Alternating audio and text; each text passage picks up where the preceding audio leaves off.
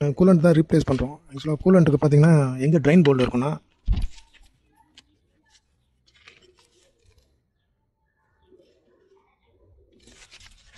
கீழே ஒரு white colour cap இருக்கு இல்லையா, அதுதான் வந்து ட்ரைன் போல்டு. அதை ரிமூவ் பண்ணிட்டீங்கன்னா உங்களுக்கு ஃபுல்லாகவே கீழே வந்துடும். அது வந்ததுக்கப்புறமா நீங்கள் இந்த ரிசர்வியர் வந்து ஃபுல்லாக டிஸ்டில் வாட்டர் போட்டு ஓரளவு க்ளீன் பண்ணிவிட்டு அதுக்கப்புறமா நீங்கள் டாப் அப் இதில் பண்ணிக்கலாம். இது வந்து ஃபஸ்ட் டைம் வந்து நீங்கள் என்ன பண்ணுறீங்கன்னா ஃபுல்லாக இதை ஊற்றிடுங்க. ஃபுல்லாக ஊற்றுனீங்கன்னா உங்களுக்கு ஏதாவது தேவை, இதில் நம்ம ஏர் வந்து இப்போ லாக் ஆகிட்ருக்கோம், நம்ம ஃபுல்லாக எடுத்துகிட்டு மாற்றணும் நம்ம.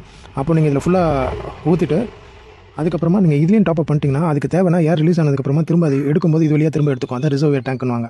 ஸோ தேவைப்பட்டால் எடுத்துக்கும். இன்கேஸ் அதிகமாக நீங்கள் ஃபில் பண்ணிட்டீங்கன்னா இது வழியாக வெளியே வந்துடும். ஸோ ஓவர் ஃப்ளோ ஆச்சுன்னா இந்த வழியாக வெளியே வந்துடும். தேவைப்பட்டால் இது வழியாக இழுத்துரும். செக் பண்ணுற மாதிரி டியூப் கொடுத்துருப்பாங்க.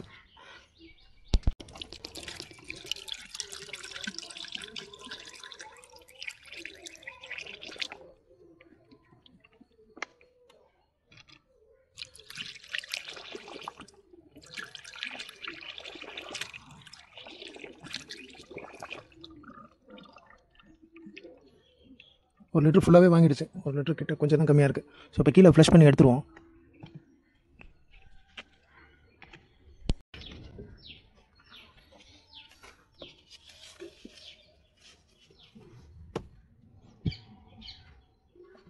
இந்த ஒயிட் கலர் கேப்பு தான் வந்து இப்போ எடுத்த உடனே ஃபுல்லாக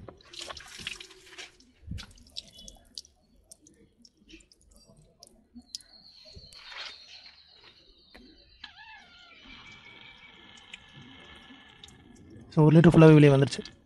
ஸோ இப்போது அதை கேப்பை க்ளோஸ் பண்ணிவிட்டு திரும்ப நம்ம கான்சன்ட்ரேட் அந்த கூலண்ட்டை நம்ம ஃபில் பண்ணிவிட்டு அதுக்கப்புறம் டிஸ்டில்ட் வாட்டர் ஆட் பண்ணிடலாம்.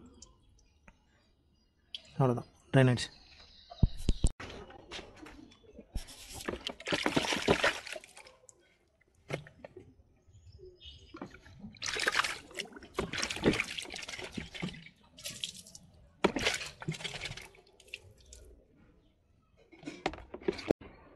ஒரு லிட்டரு கூலண்ட் இது கான்சன்ட்ரேட் இது போட்டிங்கன்னா உங்களுக்கு 3 லிட்டர் வரைக்கும் டிஸ்டில்ட் வாட்டர் ஆட் பண்ணலாம்.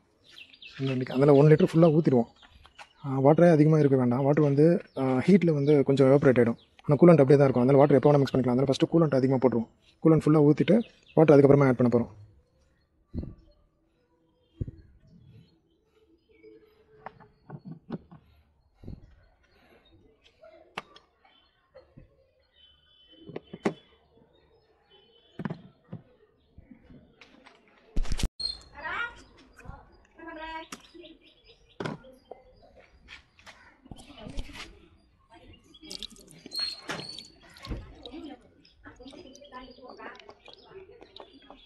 ஆக்சுவலாக இப்படிலாம் ஊற்றக்கூடாது.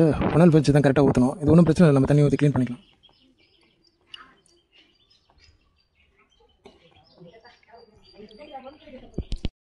இன்னொரு பாட்டில்.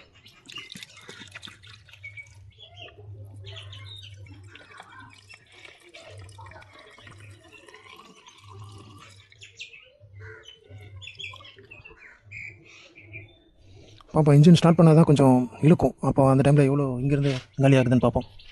அவ்வளோதான். இனிமேல் நம்ம இங்கே ஃபில் பண்ண வேணாம். ஏன்னா இன்ஜின் ஸ்டார்ட் பண்ணதுக்கப்புறம் என்ன ஆகும்னா ப்ரெஷர் கிரியேட் ஆகும். அதுக்கப்புறம் நீங்கள் ஓப்பன் பண்ணும்போது அது இந்த வழியாகவே பொங்க ஆரம்பிச்சிடும். அதனால் இனிமேல் இந்த இடத்துல நீங்கள் ஃபில் பண்ண போதும். ஏன்னா கான்சன்ட்ரேட் ஃபுல்லாக வந்து நம்ம இதில் ஊற்றிட்டோம். ஸோ இது இன்ஜின்குள்ளே தான் இருக்கும், ரேடியேட்டர்லையும் இன்ஜின்லையும். இது ரிசர்வர் டேங்க். இதில் நீங்கள் டிஸ்டில்ட் வாட்டர் ஊற்ற என்ன ஆகும்னா தேவைன்னா இங்கேருந்து எடுத்து மிக்ஸ் ஆகிடும். ஸோ நம்ம ஸ்டார்ட் பண்ணதுக்கப்புறமா இது கலர் சேஞ்ச் ஆகுதான்னு பார்ப்போம். ஏன்னா இழுக்கிறது நமக்கு தெரியும். ஏன்னா இங்கே ஃபுல்லாக இருக்குது வாட்டர். ஸோ இப்போ இழுத்ததுன்னா கம்மியாகிறது நம்ம இதிலே பார்த்துக்கலாம். ஆனால் கலர் சேஞ்ச் ஆச்சுன்னா திரும்ப இதில் இருந்து இங்கே புஷ் பண்ணுதுன்னு அர்த்தம். புஷ் பண்ணி தேவைப்படும் போது புஷ் பண்ணுறோம், தேவைப்பட்டால் இழுக்கும். அதனால் இதெல்லாம் ஆட்டோமேட்டிக்காக அந்த ப்ரெஷர் வச்சு அதுவே நடக்கிறது.